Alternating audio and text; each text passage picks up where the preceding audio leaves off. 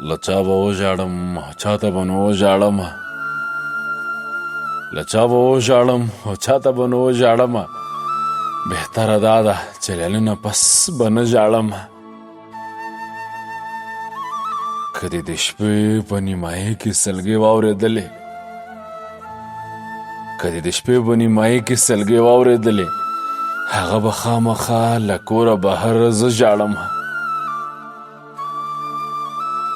ګلاب اعظم چې تنها شم د خدای په نامه د شونډو پاڼې مې رپېږي لکه ته ژاړم لکه باران تمام جهان په احاطه کړم درته زه خو پر ځوان زوی لکه بوره مور د زړه ژاړم